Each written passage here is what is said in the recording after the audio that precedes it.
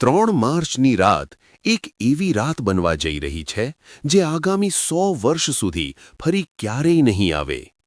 આકાશમાં એક એવી ભયાનક અને ચમત્કારી રમત રમાવા જઈ રહી છે જેને જોઈને મોટા મોટા જ્યોતિષીઓના પણ પરસેવા છૂટી ગયા છે. 100 વર્ષ પછી એક એવો મહાસંયોગ બની રહ્યો છે જ્યારે રાહુ અને કેતુનો કાળો પડછાયો ચંદ્રને સંપૂર્ણપણે ગળી જવા માટે તૈયાર છે. પરંતુ આ ભયાનક અંધકાર વચ્ચે 4 રાશિઓ માટે કુબેરનો ખજાનો ખુલવા જઈ રહ્યો છે. હા, તમે બિલકુલ સાચું સાંભળ્યું છે. રાતોરાત નસીબ બદલવું એ માત્ર કહેવત નથી, પરંતુ આ 4 રાશિઓના જીવનની તે સચ્ચાઈ બનવા જઈ રહી છે જેને જોઈને તેમના દુશ્મનો પણ લોહીના આંસુ રડશે. પરંતુ સાવધાન, જો તમારી રાશિ આ 4 રાશિઓમાંથી એક છે તો ખુશ થતા પહેલા એક બહુ મોટું રહસ્ય જાણી લેવું તમારા માટે જીવન મરણનો સવાલ બની શકે છે. આ 4 રાશિઓમાંથી જે ચોથી રાશિ છે તેની સાથે કંઈક એવું થવાનું છે જે ઇતિહાસમાં ભાગ્યે જ ક્યારે થયું હોય. તે ચોથી રાશિના જાતકને છપ્પર ફાડીને ધન તો મળશે, પણ જો તેણે તે એક નાની ભૂલ કરી જે ગ્રહણ સમયે અવારનવાર લોકો કરે છે તો તે બધું જ ધન માટીમાં મળી જશે. તેથી પોતાની રાશિનું નામ સાંભળવા માટે ધીરજ રાખો, કારણ કે બ્રહ્માંડનું આ ચક્ર તમારા જીવનની આખી દિશા બદલવાનું છે. આજના આ વિડીયોમાં કોઈ પણ માહિતી અધૂરી નહીં હોય. તેથી તમારા મનને શાંત કરો અને બ્રહ્માંડની આ રહસ્યમય યાત્રામાં મારી સાથે ઊંડા ઉતરો. ચંદ્રગ્રહણ કોઈ સામાન્ય ખગોળીય ઘટના નથી. સદીઓથી આપણા ઋષિમુનિઓએ જણાવ્યું છે કે જ્યારે ચંદ્ર પર ગ્રહણ લાગે છે ત્યારે પૃથ્વીનું જલતત્વ ભયાનક રીતે પ્રભાવિત થાય છે. અને શું તમે જાણો છો કે આપણા શરીરમાં પણ 70% પાણી છે? જ્યારે સમુદ્રમાં મોજા ઉછળી શકે છે તો શું આપણા શરીર અને મગજની અંદર ભૂકંપ નહીં આવતો હોય? 3 માર્ચનું આ ગ્રહણ એટલા માટે પણ ખાસ છે કારણ કે આ દિવસે દેવગુરુ બૃહસ્પતિ અને કર્મફળદાતા શનિદેવ એક એવી અજીબ સ્થિતિમાં આવી રહ્યા છે જે પૂરી 1 સદી પછી જોવા મળી રહી છે. તેને શાસ્ત્રોમાં મહાચંડાલ યોગ અને રાજભંગ યોગનું એક દુર્લભ મિશ્રણ કહેવામાં આવ્યું છે. એક તરફ વિનાશની શક્તિ હશે અને બીજી તરફ સર્જનનું અમૃત. જ્યારે સમુદ્ર મંથન થયું હતું ત્યારે અમૃત અને વિષ બંને નીકળ્યા હતા. બિલકુલ તેવી જ રીતે આ 3 માર્ચની રાત્રે કેટલીક રાશિઓના જીવનમાં ઝેર ઓગળશે તો કેટલાકને તે અમૃત મળશે જે તેમની આવનારી 7 પેઢીઓની ગરીબીને હંમેશા માટે મિટાવી દેશે. શું તમે ક્યારે વિચાર્યું છે કે ગ્રહણ સમયે એવું શું થાય છે જે માણસના નસીબને રાતોરાત પલટી નાખે છે? આપણા પ્રાચીન ગ્રંથોમાં એક બહુ જ રહસ્યમય કથા છે જેને સમજ્યા વગર તમે આ મહાસંયોગની તાકાતને સમજી શકશો નહીં. જ્યારે સમુદ્ર મંથન થયું હતું અને ભગવાન વિષ્ણુ મોહિની રૂપ ધારણ કરીને દેવતાઓને અમૃત વહેંચતા હતા, ત્યારે સ્વરભાનુ નામનો એક અસુર રૂપ બદલીને દેવતાઓની હરોળમાં બેસી ગયો હતો. તેણે કપટથી અમૃત પી લીધું હતું, પણ સૂર્ય અને ચંદ્રએ તેને ઓળખી લીધો. ભગવાન વિષ્ણુએ પોતાના સુદર્શન ચક્રથી તેનું માથું ધડથી અલગ કરી દીધું, પરંતુ તે અમૃત પી ચૂક્યો હોવાથી મર્યો નહીં. તેનું માથું રાહુ કહેવાયું અને ધડ કેતુ. તે દિવસથી રાહુ અને કેતુ સૂર્ય અને ચંદ્રના સૌથી મોટા દુશ્મન બની ગયા. જ્યારે પણ રાહુ ચંદ્રને ગળે છે ત્યારે તે ચંદ્રગ્રહણ કહેવાય છે. હવે તમે વિચારતા હશો કે આ વિનાશકારી કથાને ધન સાથે શું લેવા દેવા છે? આ જ તો સૌથી મોટું રહસ્ય છે. રાહુ માયાનો કારક છે. રાહુ ભ્રમ છે, જુગાર છે, અચાનક મળતું ધન છે. કળિયુગમાં જેના પર રાહુ મહેરબાન થઈ જાય તે રાતોરાત કરોડપતિ બની જાય છે. અને 3જી માર્ચે રાહુ સંપૂર્ણપણે પ્રસન્ન મુદ્રામાં છે. તે એ રાશિઓ પર ધનનો વરસાદ કરવાનો છે જેના ગ્રહગોચર તેની અનુકૂળ છે. પરંતુ રાહુની માયાથી બચવું બહુ મુશ્કેલ છે. રાહુ જેટલું જલ્દી આપે છે તેનાથી અનેક ગણી ઝડપે પાછું પણ છીનવી લે છે. ચાલો હવે તે રહસ્યનો પડદો ઉઠાવીએ અને વાત કરીએ તે પહેલી ભાગ્યશાળી રાશિની જેના પર ચંદ્ર અને રાહુની આ માયાવી રમત ધનનો વરસાદ કરવાની છે. આ રાશિ બીજી કોઈ નહીં પણ અગ્નિ તત્વની સૌથી શક્તિશાળી રાશિ મેષ છે. મેષ રાશિવાળાઓ, તમારો સમય હવે આવી ગયો છે. છેલ્લા ઘણા વર્ષોથી તમે જે પણ સંઘર્ષ કર્યો છે, જે અપમાન સહન કર્યું છે અને જે આર્થિક તંગી વેઠી છે, તે બધું આ 3જી માર્ચની રાત પછી એક ખરાબ સપનાની જેમ ખત્મ થઈ જશે. ગ્રહણના બરાબર પછી તમારા ભાગ્યભાવમાં એક એવો પ્રબળ રાજયોગ બનશે જે તમને ચારે બાજુથી પૈસા અપાવશે. અટકેલું ધન અચાનક પાછું મળવા લાગશે. જો તમે વેપાર કરો છો તો કોઈ બહુ મોટી ડીલ ફાઇનલ થઈ શકે છે. પરંતુ તમારે એક વાતનું વિશેષ ધ્યાન રાખવું પડશે. ગ્રહણકાળ દરમિયાન તમારે કોઈ પણ ધાતુની વસ્તુને અડવાનું નથી. હા, લોખંડ, સોનું કે ચાંદી. જો તમે એવું કરો છો તો રાહુની નકારાત્મક ઊર્જા તે ધાતુ દ્વારા તમારા શરીરમાં પ્રવેશ કરી શકે છે. તમારે સમજવું પડશે કે રાહુ લોખંડ અને અંધારામાં વાસ કરે છે. ગ્રહણ સમયે ફક્ત ભગવાન શિવના પંચાક્ષરી મંત્રનો મનમાં ને મનમાં જાપ કરો. આ જ તે સુરક્ષા કવચ છે જે તમારા ધનને સુરક્ષિત રાખશે. મેષ રાશિવાળાઓએ પોતાના ગુસ્સા પર પણ કાબૂ રાખવો પડશે, કારણ કે રાહુ તમારા મગજમાં ભ્રમ પેદા કરીને તમને લડાઈ ઝઘડામાં ફસાવવાનો પ્રયત્ન કરશે. જો તમે શાંત રહ્યા તો કુબેરનો ખજાનો તમારો છે. હવે આપણે તે બીજી રાશિ તરફ વધીએ જેનું નામ સાંભળીને તમને નવાઈ લાગશે. આ રાશિ છે સૂર્યની માલિકીની સિંહ રાશિ. સિંહ રાશિવાળા માટે આ ચંદ્રગ્રહણ એક વરદાન બનીને આવી રહ્યું છે. એવું એટલા માટે કારણ કે ગ્રહણ સમયે સૂર્ય અને ચંદ્રનો એક બહુ જ રહસ્યમય ત્રિકોણ બની રહ્યો છે. જે લોકો શેરબજાર, લોટરી કે પ્રોપર્ટી સાથે જોડાયેલા છે તેમના માટે આ સમય કોઈ ચમત્કારથી ઓછો નહીં હોય. અચાનક તમારા હાથમાં એવો કોઈ ખજાનો આવી શકે છે જેની તમે ક્યારેય કલ્પના પણ નહીં કરી હોય.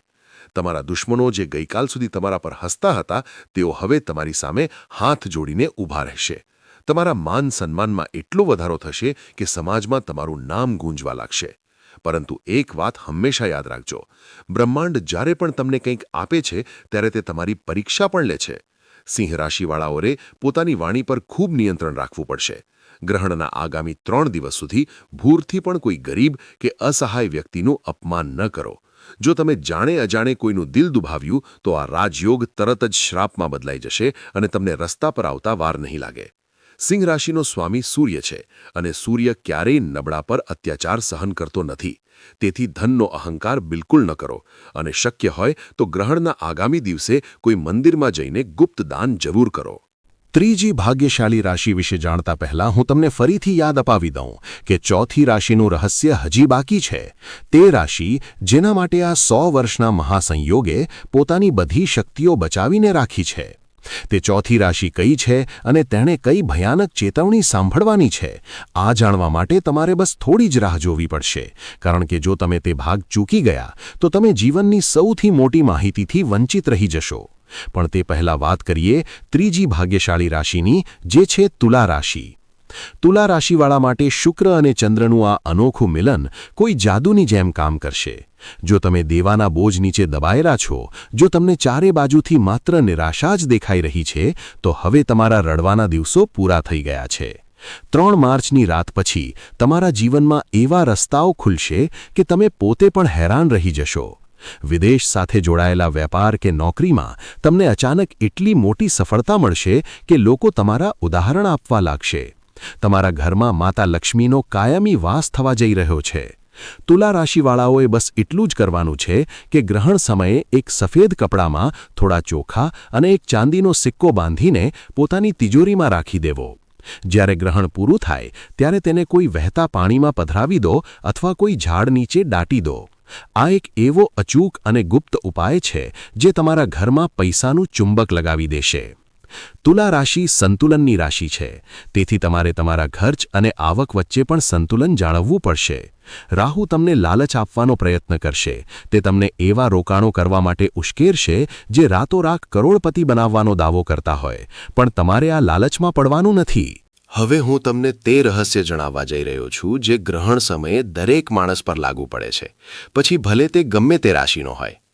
ગ્રહણ સમયે કેટલાક એવા કામ છે જે ભૂલથી પણ ન કરવા જોઈએ, નહીં તો રાહુની ક્રૂર દ્રષ્ટિ તમારા આખા પરિવારને બરબાદ કરી શકે છે. સૌથી પહેલી વાત, ગ્રહણ સમયે ક્યારેય ભોજન રાંધવું જોઈએ નહીં અને ખાવું પણ જોઈએ નહીં. જ્યારે ચંદ્ર પર રાહુનો પડછાયો પડે છે ત્યારે ભોજનમાં રહેલી બધી સકારાત્મક ઊર્જા ઝેરમાં બદલાઈ જાય છે. આ વાત વિજ્ઞાન પણ માને છે કે ગ્રહણ સમયે હવામાં બેક્ટેરિયાની સંખ્યા ઝડપથી વધી જાય છે. બીજી વાત, ગ્રહણ સમયે ઊંઘવું સંપૂર્ણપણે વર્જિત છે. જે વ્યક્તિ ગ્રહણ સમયે ઊંઘે છે તે રાહુની માયાવી દુનિયામાં ફસાઈ જાય છે અને તેના જીવનમાં દરિદ્રતા છવાઈ જાય છે. રાહુ તમારા અર્ધજાગ્રત મન સબકોન્શિયસ માઇન્ડ પર સીધો હુમલો કરે છે અને ઊંઘતી વખતે તમારું મગજ સૌથી વધુ નબળું હોય છે. ત્રીજી વાત, ગ્રહણ સમયે કોઈ પણ મંત્રનો ઉચ્ચાર બોલીને ન કરવો જોઈએ, પણ મનમાં ને મનમાં જપવો જોઈએ. જો તમે જોરથી મંત્ર બોલશો તો તેની ઊર્જા નષ્ટ થઈ જશે. અને સૌથી મહત્વની વાત, જે લોકો ગ્રહણ સમયે સગર્ભા સ્ત્રીઓને બહાર નીકળવા દે છે તેઓ બહુ મોટી ભૂલ કરે છે. ગ્રહણના નકારાત્મક કિરણો ગર્ભમાં ઉછરી રહેલા બાળક પર સીધી અસર કરે છે. તેથી તેમને ઘરની અંદર જ રહેવું જોઈએ અને પોતાના પેટ પર થોડું ગેરું લગાવી લેવું જોઈએ. શું તમે જાણો છો કે આપણા મગજના તરંગો ચંદ્રની કળાઓ સાથે સીધી રીતે જોડાયેલા હોય છે? જે રીતે પૂનમ અને અમાસના દિવસે માણસના વર્તનમાં બદલાવ આવે છે, તેવી જ રીતે ગ્રહણ સમયે આપણું અર્ધજાગ્રત મન સૌથી વધુ જાગ્રત અવસ્થામાં હોય છે. આ સમયે તમે જે પણ વિચારો છો, જે પણ અનુભવો છો, તે સીધું બ્રહ્માંડ સુધી પહોંચે છે. તેથી મારી આપ સૌને વિનંતી છે કે 3 માર્ચની રાત્રે જ્યારે ગ્રહણ ચાલતું હોય ત્યારે તમારા મનમાં કોઈ પણ પ્રકારનો ડર કે કોઈના પ્રત્યે નફરત ન લાવો. આંખો બંધ કરીને ફક્ત અને ફક્ત પોતાની સફળતા વિશે વિચારો.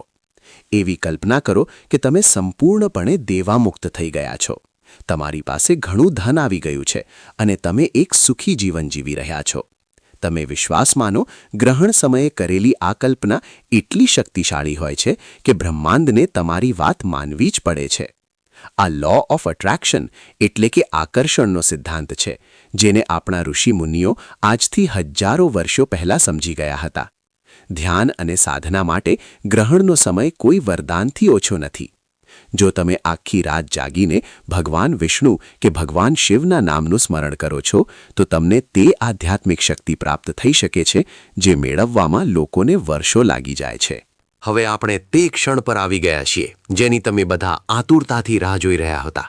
તે ચોથી રાશિ જેના માટે આ ગ્રહણ સૌથી મોટો મહાસંયોગ લઈને આવી રહ્યું છે. આ તે રાશિ છે જેના સ્વામી પોતે કર્મફળદાતા શનિદેવ છે. જી હા, આપણે વાત કરી રહ્યા છીએ મકર રાશિની. મકર રાશિવાળાઓ, તમારું નસીબ હવે એવી રીતે ચમકશે કે તમારી આસપાસના લોકોની આંખો અંજાઈ જશે. 100 વર્ષો પછી બની રહેલો આ મહાસંયોગ ફક્ત ને ફક્ત તમારા માટે કુબેરનો ખજાનો લઈને આવ્યો છે. તમારા જીવનમાં અત્યાર સુધી જે પણ દુઃખ દર્દ હતા, જે પણ દેવું હતું, તે બધું પાણીની જેમ વહી જશે. તમને અચાનક એટલી મોટી સંપત્તિ મળી શકે છે અથવા તમારા વ્યાપારમાં એવો ઉછાળો આવી શકે છે જે તમને રાતોરાત શિખર પર પહોંચાડી દેશે. મકર રાશિવાળાઓએ પોતાના જીવનમાં જેટલી સખત મહેનત કરી છે તેનો પૂરેપૂરું ફળ હવે શનિદેવ અને રાહુ મળીને આપવાના. પરંતુ ઊભા રહો. ખુશ થતા પહેલા તે ચેતવણી સાંભળી લો જેના વિશે મેં વિડીયોની શરૂઆતમાં જણાવ્યું હતું. મકર રાશિવાળા માટે ધન તો આવશે, પણ તે ધન સાથે રાહુનો એક બહુ મોટો ભ્રમ પણ આવશે. તમારી પાસે જ્યારે પૈસા આવશે ત્યારે તમારામાં અહંકાર જન્મ લેવા લાગશે. તમે તમારા જૂના મિત્રો અને સંબંધીઓને નીચા દેખાડવાનો પ્રયત્ન કરી શકો છો અને આ જ તમારી સૌથી મોટી ભૂલ હશે. જે ક્ષણે તમારામાં અહંકાર આવ્યો, જે ક્ષણે તમે કોઈ નબળાને હેરાન કર્યા, તે જ ક્ષણે રાહુ તમારા તે બધા ધનને રાખમાં બદલી નાખશે. તમને એવી કોઈ બીમારી અથવા એવો કોર્ટ કેસ લાગી જશે કે તમારા બધા પૈસા તે લડાઈમાં બરબાદ થઈ જશે. મકર રાશિવાળાઓએ ખૂબ જ સાવધાન રહેવાની જરૂર છે, કારણ કે તમારા પર શનિની નજર હંમેશા રહે છે અને શનિ ન્યાયના દેવતા છે. તેઓ અન્યાય ક્યારે સહન કરશે નહીં. તો હવે સવાલ એ ઉઠે છે કે આ મહાવિનાશથી બચવાનો અને તે ધનને સુરક્ષિત રાખવાનો અચૂક ઉપાય શું છે? આ ઉપાય ફક્ત મકર રાશિવાળા માટે નથી, પણ તે બધી રાશિઓ માટે છે જે આ ગ્રહણ દરમિયાન ધનવાન બનવાના છે. આ એક બહુ જ ગુપ્ત ઉપાય છે જે આપણા સિદ્ધ યોગીઓએ બતાવ્યો છે, જેને કરવાથી રાહુ અને કેતુની કોઈ પણ ખરાબ નજર તમારું કશું બગાડી શકશે નહીં. ગ્રહણ શરૂ થતાં પહેલાં એક કાળા રંગનું સુતરાઉ કપડું લો. તે કપડામાં થોડા કાળા તલ, એક લોખંડની ખીલી અને એક આખું નાળિયેર બાંધી લો.